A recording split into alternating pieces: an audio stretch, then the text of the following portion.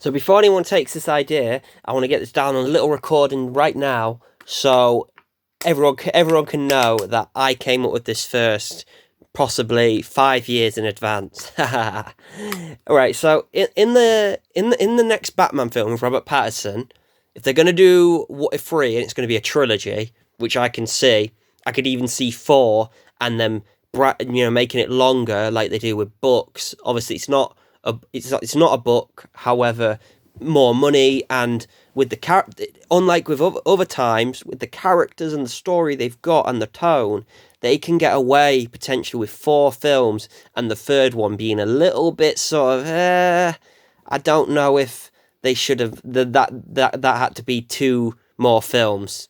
If you get what I mean. If they're gonna do 3, this is how I think they should. This is a unique concept. Which, correct me if I'm wrong, I haven't seen any of the comics or video games or anything like that. They should do. They should have, as we know that Joker's involved in this universe. This also works with making a new concept for the dynamic between Batman and Joker, because that has been so played out at this point. The whole you and me aren't so different after all. So my idea is quite simply this.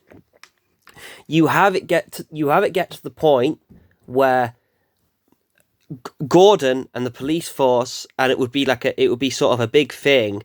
It would be publicized in the media, and you could do all sorts with that commentary on, sort of society and people's desire for revenge, and making an entertainment spectacle out of the courtroom and certain people that the public feels should be put to death. But regardless of that, you have it be this big thing that they're going to get rid of the Joker problem, but they're going to give him the death penalty. They're going to put him to death, and have it be in the second film that Batman saves the Joker from the death penalty, because not only has he developed past seeing himself as vengeance anymore, and he's not killing any criminals. He doesn't believe in that, but it's gone further now than the whole he'll be consumed by it and it will destroy him. Now it's more so a moral thing, and it also gets to him emotionally. So similar to in the Arkham Knight game. Spoilers for a game nearly 10 years old. In the Arkham Knight game, where in that game Batman often says, I can't risk losing anybody else. I won't lose anybody else. Now, the big character that died in the last game that is still reminded in that game is surprisingly the Joker. Now, Batman doesn't say how, the whole Joker wasn't that bad or anything like that. It's not like that. It's more just so very subtly and clever. I would say it's very cleverly implied how he considers that a loss, and so while playing that, I thought, have they ever done that? No, they haven't. So the climax of the film, and this also, to be fair, it's not just what I think will the general tongue twister. The general viewing audience and the people that enjoyed the Batman will like the most. It's also as a selfish fan, what I want to see, because it's different and it's also grounded within that universe. I think it'd be silly, because I heard rumours of Mr. Freeze and stuff like that. I think it'd be silly if you had Mr. Freeze come in, and it's borderline Marvel. It maybe it doesn't have to be quite as close, and I could tolerate it. At the end of the day, it's just a comic book about a man who dresses up as a bat and fights crime. I don't take it seriously, but I think that would be borderline Marvel and Star Wars even. Borderline Marvel and just complete fantasy.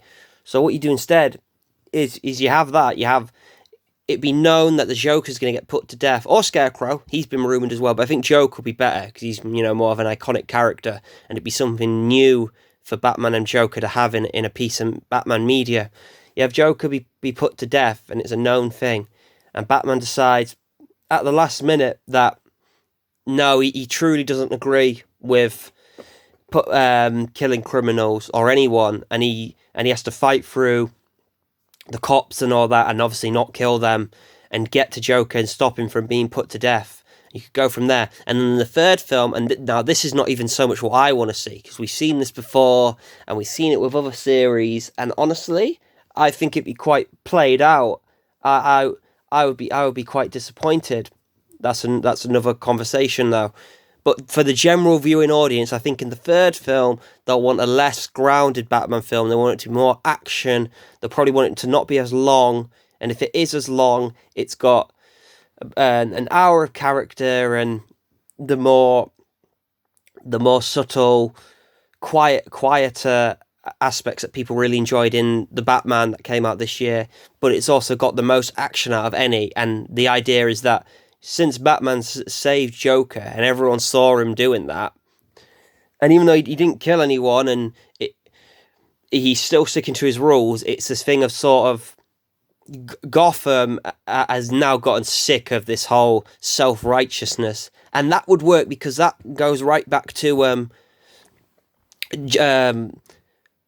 Catwoman in the Batman saying how you must be rich, you're clueless. Do you know how bad it is out there? Who are you? And that's the attitude Gotham has gained after starting to like him and not fear him anymore. Now, got Gotham that they see him as his morals and his what they consider false self-righteousness is starting to harm the city and put them all at risk and danger. And Joker deserves to die as well as some others. And I think it could be wild. So yeah, I want to put that down right now. So I've got it. Maybe it's just so I can brag about it to my friends. Or even see if they do something similar or better, whatnot, etc. Have a lovely day, guys. Bye.